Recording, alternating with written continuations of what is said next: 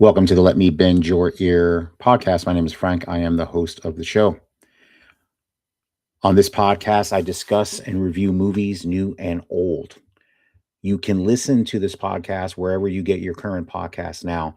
We're available on pretty much all the platforms: iHeartRadio, Apple Podcast, Google, Amazon Music. You can pretty much get it anywhere you listen to your podcast. We're also on Spotify. So please like and subscribe there.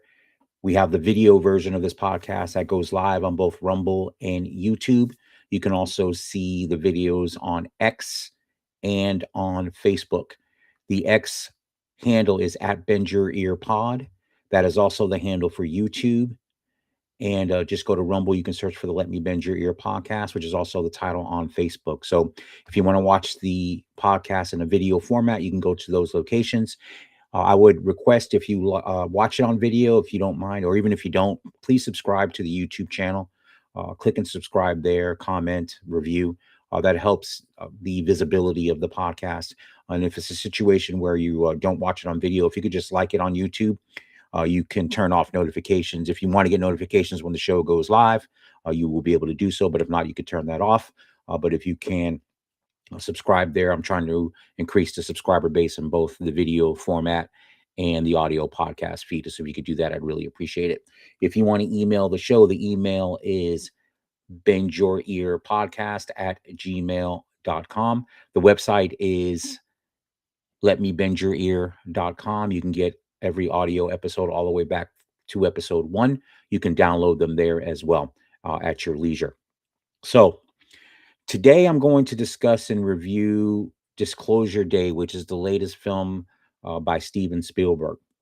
So, interesting on this one. I remember about a year or so ago, maybe a year and a half ago, reading the cinema news regarding Steven Spielberg coming up with a story for an alien invasion film that was going to be released in the summer of 2026. So, of course, Steven Spielberg being one of my favorite directors ever. 2 of his films are in my top 5 movies of all time that made me love movies.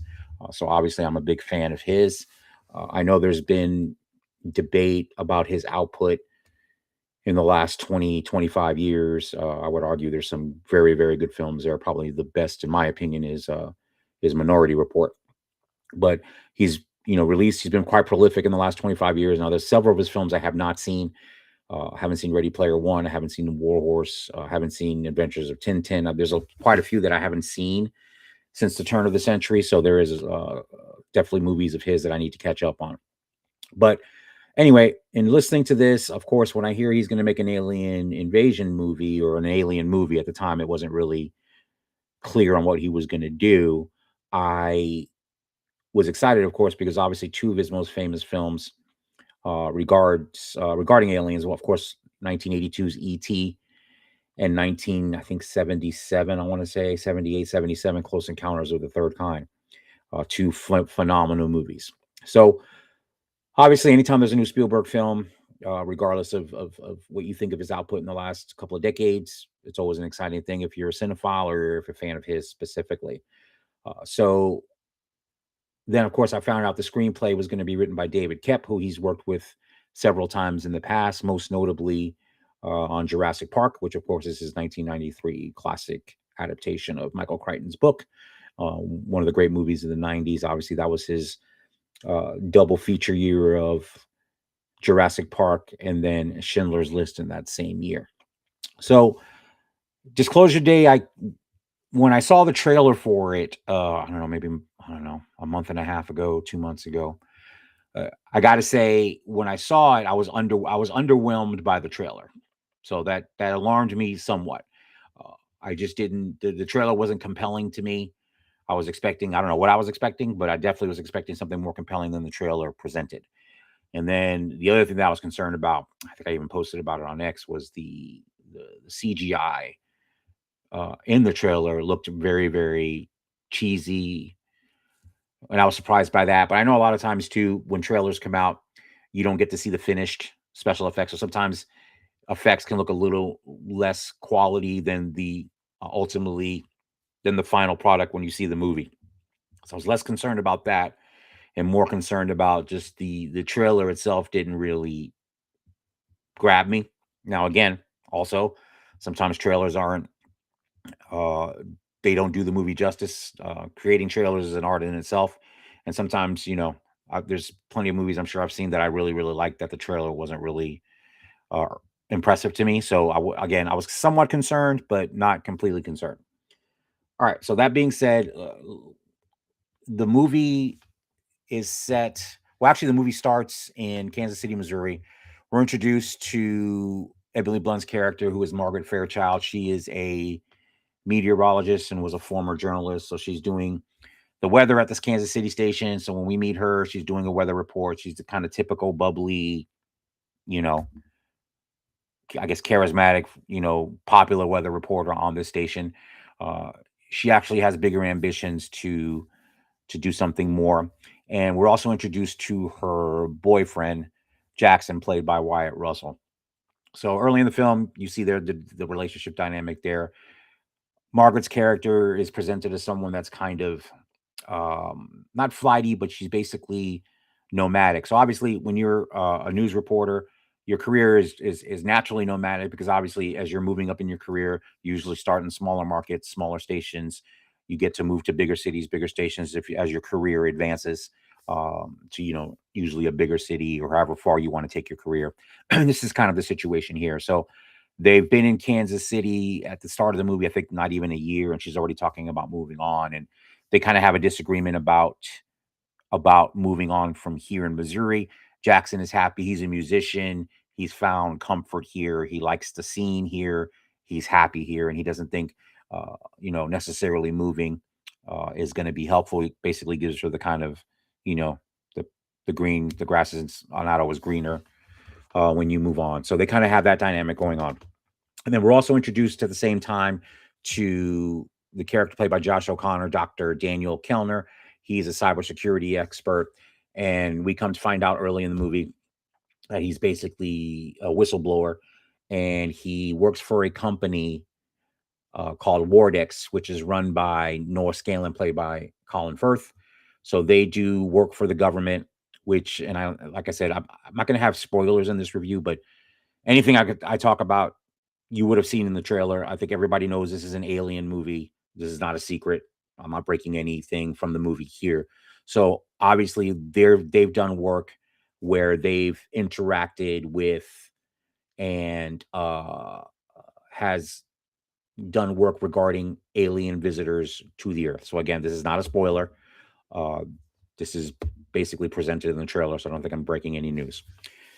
So of course, in the discourse of the real world, if you understand, you know that basically the government has denied forever that there's been alien contact with the earth or aliens that come to the earth. And obviously we all have we all know about Roswell 1947. There was allegedly a crash of an alien vessel, and that's why it's top secret. Nobody's allowed in there because a lot of people are convinced that aliens have visited the earth, have contacted with the military, and the military is covering it up, hiding it, whatever you want to call it.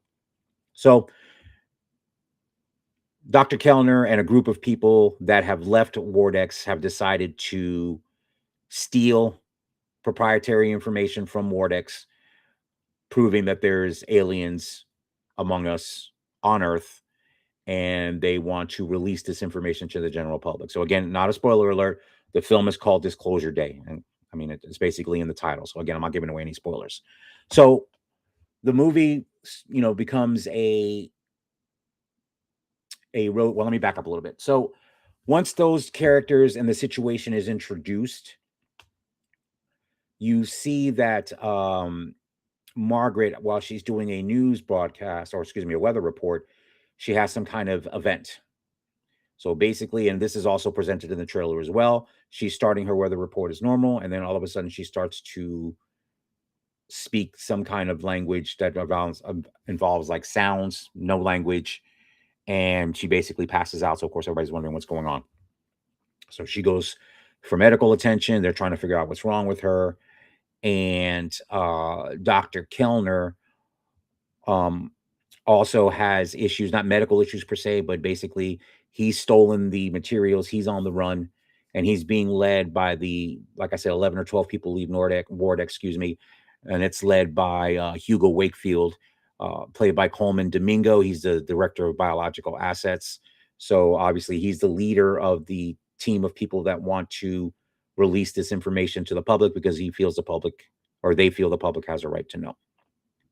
So Dr. Kilner steals the secrets, the video evidence, and goes on the run.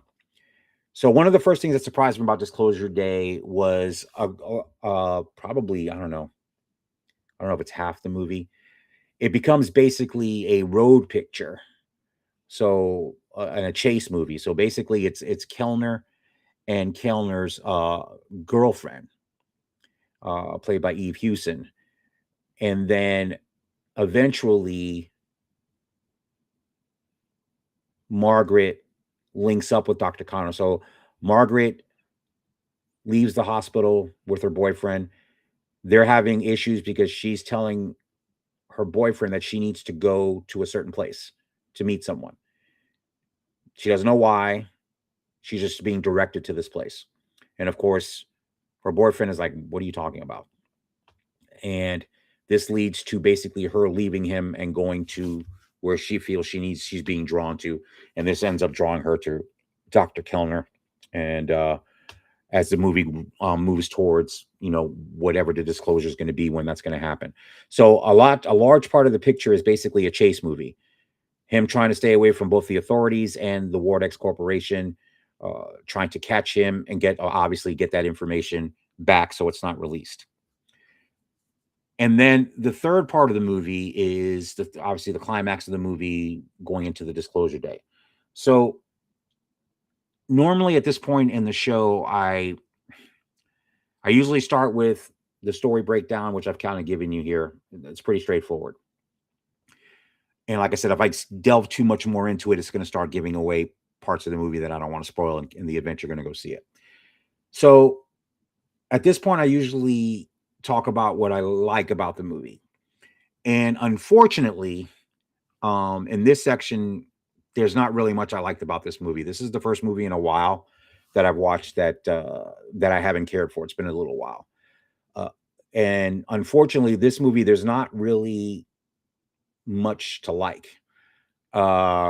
Steven Spielberg is a genius. Steven Spielberg has made some of the greatest movies ever. So it's very disappointing to report that this is not one of them.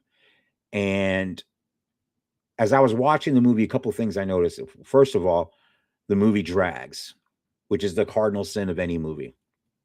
I felt it moving slow, even though it was a chase picture. There's some chase sequences that are okay. I mean, Spielberg is, this is the man that created, in my opinion, the greatest action adventure movie of all time in Raiders of the Lost Ark. So for me to be disappointed in action sequences directed by Steven Spielberg is a big statement. And unfortunately here, there really wasn't a lot of excitement as far as the chase sequences. They were just kind of by the numbers, nothing exciting, no real sense of, I just didn't feel it. And another issue, and then, so the pacing of the movie is not good. The action sequences are not good. The overall story is actually not good. So when I was thinking about, after I left the movie, what my thoughts are about the movie, it really, my initial, as I was thinking it through, actually when I was driving home from the movie, I'm like, for the podcast, how would I describe this movie in a sentence or two? And for me, it really feels like an 80s Spielberg movie, which normally would be a compliment. But the problem here is this feels like an 80s Spielberg movie that's not very good. It feels like had he made this film in the 80s, and I think it would have been a better story, a more compelling movie. It feels dated. It doesn't crackle with the suspense. It doesn't crackle with adventure. Like one thing you could say about Steven Spielberg, even if it's a lesser film of his, there's always that genius he brings to it, whether it's the camera work, whether it's the music with John Williams and even John Williams' music, who is a genius. And I have the highest regard for. Even the music in this film is just didn't do anything for me either. And that's shocking to me. So it just all of it as a whole was extremely disappointing. And like I said, it feels like a throwback movie, but it's not in a good nostalgic way. It's like I said, it's a movie that I think a younger Spielberg in the 80s would have maybe made, but it would have been a lot better than this movie is. And this leads me to the performances. So the performances I'm going to say too are rough. Emily Blunt, who I like a lot, I think she does her best with this. And I think she does have some moments, especially as they kind of delve deeper into her background and her childhood and how some of those elements play into what happens in the movie. And like I said, I don't want to say more than that. Uh, some of those scenes are played really well. Josh O'Connor, I don't really know that well. I didn't like him at all in this movie. Because he's essentially the leading man in the movie. I mean, Emily Blunt's probably the main character, but I mean, at the very minimum, he's a co-lead or a supporting actor, main supporting actor. I just found his performance blah. I just didn't. He wasn't compelling to me at all. And like I said, some of that may be the fault of the screenplay. He wasn't a compelling presence. Colin Firth, who's a great actor, King's Speech, tons of other movies, is as Noah Scanlon, the head of Vortex. He's the bad guy in the movie. He wasn't compelling either. His character's backstory, none of it was compelling. It's just the characters are just kind of there. None of them, engender any kind of, I don't know, anything to make you invested in their story and invested in the movie. It just doesn't. And this film is 2 hours and 25 minutes, and it felt it. There was, like I said, the pacing is not good. It lags in a lot of places. Where it should be exciting, it's really not. And when you get to the disclosure day, which should be the climax of the film, and after I saw the movie, I've read a lot of reviews, good, bad, indifferent, whatever. And honestly, when that started happening and the disclosure started taking place, I mean, my initial reaction was some of the things that were shown, I think, had somewhat of an impact on me, but unfortunately, it was way too little, way too late, and it still wasn't enough to save the rest of the movie. And like I said, at 2 hours and 25 minutes, that should not be happening. If you're going to have a movie clocking in at almost 2.5 hours, the pacing, the things like that are crucial to the movie. Just in comparison, I reviewed Heat a couple of episodes back, the Michael Mann classic. That movie clocks in, I think, at 2 hours and 45 minutes, I think. So it's a shade under 3 hours. And if you go back to that review, and any movie that I review that clocks in with a long running time, Heat never feels long. It's paced beautifully. It's action nonstop. And when there's no action, the characters are compelling and the script moves the story along without any kind of lags. And unfortunately, this movie does not do that. This is a movie, I think, the premise and what the payoff in the movie is just not good. And, obviously, I think Spielberg is trying to go for some bigger themes. I don't want to, like I said, I don't want to get into the main one because it's kind of the main crux of what the third act is. But what he puts forth is just not interesting. And it's more of a, I don't want to say message. Well, I mean, I think it is a message movie, which, doesn't always have to be a bad thing. But I think in this case, it doesn't help. Like I said, it's very disappointing. Like I said, as huge of a fan of Spielberg as I am, it sucks that this movie is just not good. And I'm going to speak a little bit about the discourse of the movie that I've read online. Obviously, people that post. The thing that I find funny is that people are like, Spielberg is trash and he's lost his blah blah blah. Okay, you're entitled to your opinion on that.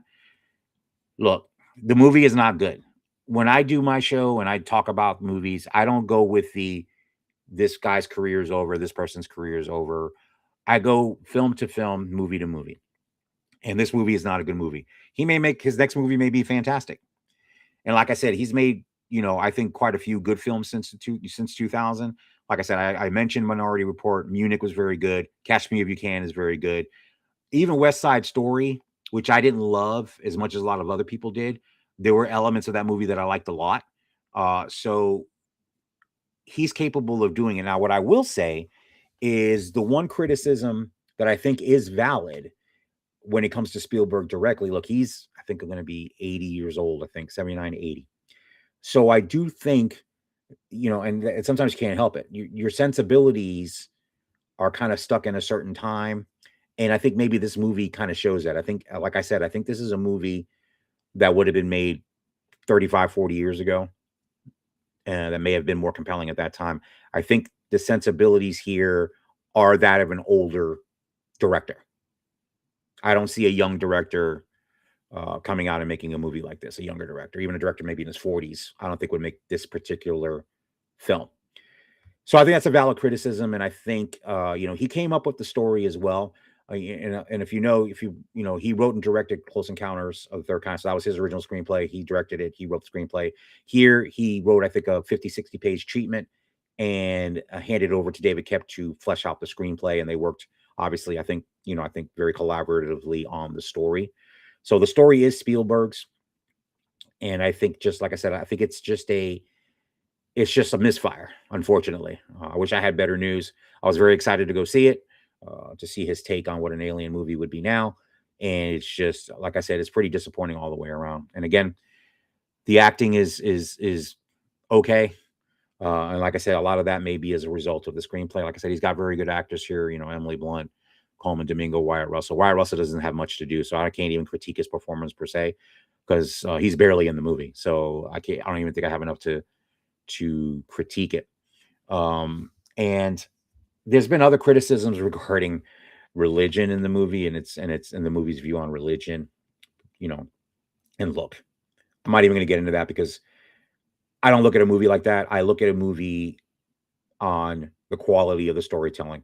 There's a movie that's going to approach something regarding religion, I'm going to look at it from the lens of, is it effective? Is it dramatic? Is it compelling? Not whether I agree with the thesis of what the movie is or is not. That's not how I look at it. And that's not how I'm going to look at this at all. So to me, I didn't even think it was that big of a part of the movie. Or maybe some people did. I just didn't, because I think I was more focused on the fact that the movie's not very good. So regardless of what their position may or may not be on the religious aspects of the movie, I don't think it matters, because the movie's not very good. So unfortunately, based on all of that, obviously I can't recommend the movie to watch, even if you're a hardcore Spielberg fan. I know people are going to go out. I think it made 44 million domestically over the weekend, which is not terrible. I think the movie's budgeted at slightly over $100 million. So, that's pretty much a normal budget for a big budget movie now.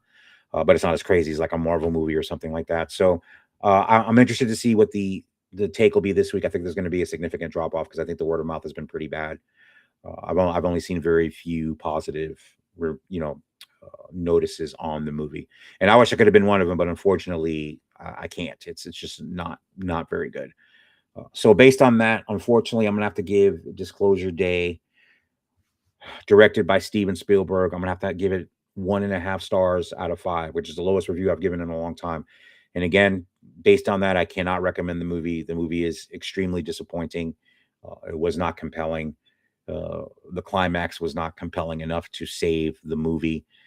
And like I said, I think this is a movie that probably needed definitely more work on the screenplay, more rewriting, more revisions, a direction in the story, or at least beefing up the what's the word I'm looking for? Just beefing up the general story to make it more compelling, make it more interesting. It's just, even with a movie, I'll use a movie like Independence Day, which my wife loves and I like half of. I hate the second half. Love the first half. I haven't reviewed it for the podcast, but even what Independence Day did so well in the first half was make it compelling. Now, this was an aliens are here to destroy us movie. So obviously that adds an element to it that makes it more compelling, but still it was visually presented in a very gripping way. Now, this movie is not the aliens, and not to give any spoilers, this is not the aliens will destroy us movie. And I think, again, the trailer would show that. But even though it's not that, it's still the responsibility of the filmmakers to make the movie compelling, to make the story compelling. And they just failed at that. It's just, like I said, it's not a good movie at all. So again, I'm going to give Disclosure Day 1.5 stars out of 5. Now, again, I want to thank everyone that has downloaded the podcast, has been watching it. I really appreciate it. Again, I'm trying to grow the show, grow the subscriber base, grow the interaction, kind of all the elements of the show. So again, I would ask if you listen to this show, share it with a friend, repost my post on X. That's the quickest way to get a hold of me. I'm there on there all the time, talking movies. I love to do that. And like I said, if you can subscribe to the YouTube channel, the video version again is on YouTube, on Rumble, on X, and on Facebook. So wherever you watch, if you watch video, if you could do that, that'd be great. And you know, subscribe, rate and review, especially on the audio feed. If you can rate and review, that helps on the algorithm there. If people are looking for a movie podcast to listen to, that's also very helpful on YouTube. So if you watch on YouTube, or even if you don't, like I said earlier, please turn off notifications so you won't get fired if videos will be there. So if you can do that, that'd be fantastic.